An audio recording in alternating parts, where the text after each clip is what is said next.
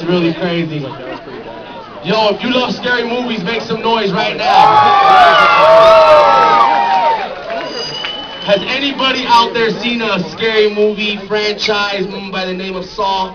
How many Saw fans do we have out there? Yo, well, check this out. These two guys I'm about to bring up right now have a little something to do with that movie. They only wrote Saw 1, 2, 3, 4. You know, they only wrote it. It's not a big deal. It is a big deal. Saw fans, make some noise, y'all. How about some t-shirts? We give out all them t-shirts? They're all gone. Can you believe they asked me to wear the t-shirt? I'm 290 pounds. They asked me to put on an extra large shirt. I was like, look, you want the crowd throwing up. All right, it might be scarier than the movie. It might be a little scarier than the movie. These two guys I'm about to bring out right now are the reason we about to watch this movie right now, because if it wasn't for their creation, this movie wouldn't be popping right now. The Collector. Yo, give it up for Marcus Dustan, the director, and Patrick Melton, the writer. Give it up, y'all!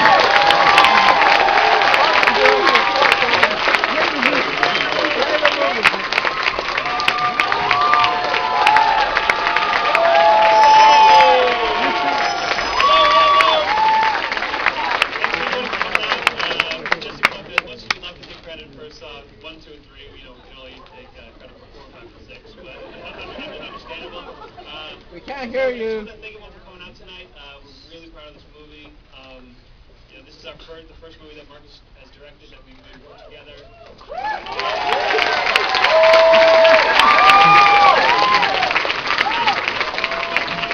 The poem that he wants to read to everyone. I assume it'll include all the thanks to everybody involved in the process. But first, I want to thank Marcus, because in the process of making films, everyone knows the term good enough. People say, oh, it's a good enough shot, or you know, that sounds good enough, or you know, that scene is good enough. Marcus never settled for good enough. And anyone who knows who's been in this process of this film, between you know the DP branding packs and the editors James Stracco and Alex Luna, and all the other crew knows how hard he pushes. And you know the term where he goes, you know, jumps up and down and says, oh, that's great, and then he's like, well, let's just try this one more time. And he pushes, but you know, thank God that he doesn't settle for good enough, because this movie is a testament to exactly what I think we had in our mind when we wrote it, and with his dedication and just his stubbornness, it came out just wonderfully. I'm really excited to show you guys.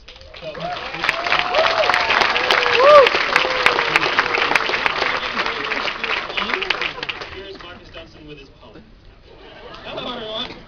So, a quick story of how tonight's film came to be. It started 6 years ago with a meeting at a fresh upstart company. It was named Fortress, and it was staffed with gents named Rosati and Rhett. They were young, hungry, and not douchey like the other jet seats. At first, Patrick Melton and I were writers without a pitch to say.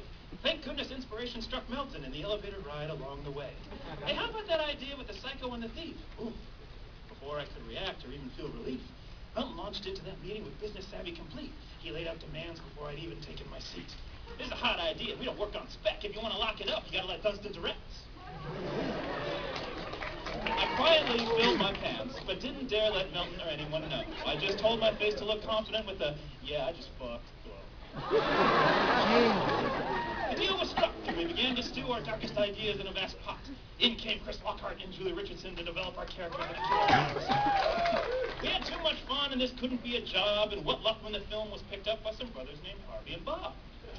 Off to Shreveport, Louisiana we went with our producing buds from Feast. Neo-Art and Logic and felt heaven sense. We shot 24 hours a day, and with all the help we could get, with Alex Lehman and Tom Gulager on second unit, I knew we were set. But before the clouds could swirl and the rain could blast, thank goodness Monica Mickelson gave us a hell of a cast. There was a Robert Wisdom, a Riley Burke, Miss Roth, and a lady named Zima, often shooting in conditions that would have had scare-away FEMA. We also had Alonzo, Puyos, Collins, Goldner, and my old pal Alex's Chet. These actors were as good as that stunt dog Arrow smelled bad. But no matter what horrors our imagination did spawn, nothing could have prepared us for a day spent with the magnificent weirdness of Juan. Brings us gentleman that was frozen, stabbed, and beaten, and strung up on hooks so the cockroaches could start eating. No matter how much blood Rallis and Tunnicliffe would spray, it was laughter and hugs that ended each day.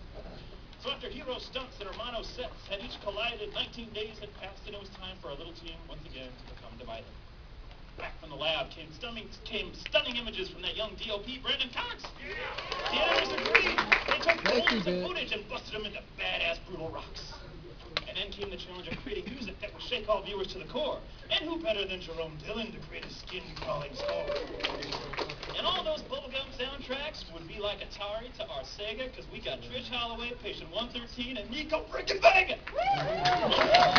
With passion aplenty and everyone breaking their necks, out of nowhere came a college student named Carla to execute 130 special visual effects. But alas, all this hard work was destined for DVD, and that didn't sit too well. And 48 hours from that fate, this film was purchased for theatrical release by Jen Hilton and Vic and the Dad. To tonight, and a house packed with family and friends, for this is a rare tale of all good starts and no bad ends. Thank you, everyone, for making it here to witness a project for years we've held dear.